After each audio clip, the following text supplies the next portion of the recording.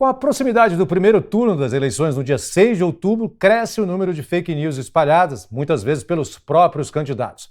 A desinformação pode aparecer tanto como manipulação de dados para favorecer determinadas narrativas, até acusações mais sérias, como no caso de Pablo Marçal, que fez acusações sem provas contra Guilherme Boulos. O projeto Comprova, de combate à fake news, analisou o caso e a gente conversa agora com o editor do projeto, José Antônio Lima. José Antônio, muito obrigado pela sua participação. O que o Comprova apurou sobre esse caso específico das acusações do Pablo Marçal contra Guilherme Boulos? Boa tarde, Cazé. Obrigado pelo convite. Nesse caso específico, a gente optou por não fazer exatamente uma verificação, que é o grosso da atividade do Comprova, mas sim entregar para o leitor um conteúdo que a gente chama de contextualizando, né? Ou seja, é um conteúdo que vai alertar o leitor, o telespectador, o ouvinte, para a necessidade de entender o contexto do que está acontecendo, né? Então, o texto que a gente fez, ele parte do pressuposto que foi colocado no debate por uma reportagem da Folha de São Paulo, né? Porque Pablo Marçal, ele passou uma boa parte do início da campanha fazendo uma acusação contra o Guilherme Boulos de que ele tinha uma passagem na polícia por porte de droga, por uso de droga, sem comprovar, né? Dizendo que ia mostrar isso no final das eleições, no debate, alguma coisa assim. E aí uma reportagem da Folha de São Paulo mostrou o quê? Que, conforme a apuração deles, a base da acusação feita pelo Pablo Marçal era uma pesquisa feita numa determinada base de dados de processos judiciais que mostrava que uma pessoa cujo primeiro nome era Guilherme e o último sobrenome era Boulos tinha, de fato, uma passagem na polícia por uso de drogas. Tá?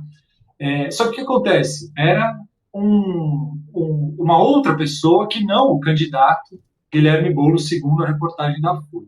O Comprova, então, foi atrás dessa história e o que a gente conseguiu demonstrar, utilizando algumas ferramentas de buscas, né, pela internet, é que, de fato, não havia processo, ou não há processo nos tribunais de justiça, nos fóruns, contra o Guilherme Boulos por essa questão de uso de drogas, né? Então, a acusação, ela, inclusive, deixou de ser feita pelo Pablo Marçal, até onde eu sei, depois dessa reportagem da Folha e depois, né, desse conteúdo feito pelo Comprova. Então, acho que isso acabou servindo de alerta para os eleitores a respeito do que pode vir pela frente ainda nessa continuidade da campanha. Sim, cada informação recebida tem que ser muito bem. Opa, peraí, deixa eu ver se isso é verdade mesmo ou não, se existe base de verdade, se não tem. Como é que os eleitores, por exemplo, podem checar a ficha dos candidatos? Quais são as ferramentas que estão disponíveis hoje na internet para que seja feito isso? Eu acho que a ferramenta principal, Casé, ela tornada, né, disponível pelo próprio Tribunal Superior Eleitoral, né, que é o chamado Divulga Candi. É uma ferramenta na qual os candidatos são obrigados a colocar ali as suas informações, tanto de patrimônio quanto de antecedentes criminais. Isso é uma base de documentação que dá aos eleitores muitos subsídios para formar a sua opinião, né? Importante a gente lembrar o quê? Que se a gente for pensar numa era pré-internet, se dizia que um cidadão informado ele não precisava acreditar piamente na imprensa, mas sim ler vários veículos e, a partir dali, tomar a sua decisão. Essa ideia ela continua válida e ainda mais válida na atualidade diante da internet. Por quê? Porque cada pessoa virou um veículo de informação. Cada pessoa tem um perfil no Facebook, o canal no TikTok, no YouTube, no Twitter, que agora está bloqueado. Mas, enfim, cada cidadão virou um veículo de comunicação. Muitas vezes colocando para o debate um conteúdo que não é verdadeiro. Então, no momento atual, as pessoas devem menos ainda acreditar no que circula na internet e sim buscar essas ferramentas, né, como essa que eu estou citando, por exemplo, que é do próprio Tribunal Superior Eleitoral, por meio do qual você pode ver a evolução patrimonial, quais são os patrimônios, né, os bens de cada candidato, de todos os candidatos, inclusive de vereadores. Né? É obrigatório que esses documentos sejam apresentados para a candidatura ser validada. Então, é uma gama importante de informações que o eleitor tem a seu dispor para ajudar a fazer essa escolha. Sim, você falou que quanto mais informação, de certa forma, melhor, mas a gente está vivendo um overload de informação, né? Fica muito difícil, muitas vezes, a gente filtrar o que é certo, o que não é. Chega uma hora que você não consegue mais. Para a gente finalizar a nossa conversa aqui, quais são os conselhos que a gente pode dar para as pessoas que estão nos assistindo agora com relação aos pontos de atenção para evitar cair numa desinformação, para evitar cair numa fake news?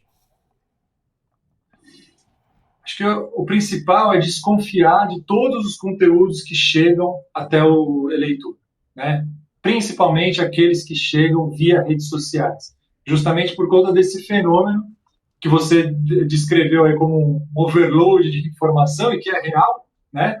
E também o fato de que uma boa parte dessa carga pesada de informação é, na verdade, desinformação, né? Então, aqueles conteúdos que são muito chamativos, aquela coisa urgente, aquele conteúdo que só o seu tio sabe e o resto da imprensa ainda não divulgou, é para tomar muito cuidado. Né? Isso vale, inclusive, quando a gente chegar no dia da eleição, no fim de semana da eleição, tanto o primeiro quanto o segundo turno, que são dias mais complicados e que os jornalistas têm mais dificuldade, né, de desbaratar as eventuais mentiras por conta do tempo que leva para esse processo. Então, nesse momento, o leitor precisa ficar atento. Né? Então, é isso. Coisas que são urgentes e que ainda não saíram, que ainda não saiu no resto da imprensa. Aquele conteúdo que você sabe que é de alguém que já tem uma opinião formada e que não está tentando debater com você com base em argumentos, mas sim convencer por conta de outros aspectos, né? Questões meramente pessoais. Assim. Então, é importante ter cuidado com as fontes, né? Com o conteúdo e com as fontes com as quais você se informa. A gente sempre diz, a imprensa ela não é perfeita, ela comete erros. Mas ao contrário das redes sociais, e ao contrário da imensa maioria das pessoas que escrevem nas redes sociais, a imprensa tem métodos para corrigir esses erros. E é isso que diferencia a imprensa tradicional do gerador de conteúdo que está aí na internet, muitas vezes publicando coisas sem o menor padrão ético, a menor preocupação ética. Então, acho que esses são os alertas que a gente gosta de deixar sempre que surge essa oportunidade. Tá certo. Muito obrigado pela sua participação aqui. A gente espera contar com você Eu que agradeço. nas próximas edições também. Um abraço.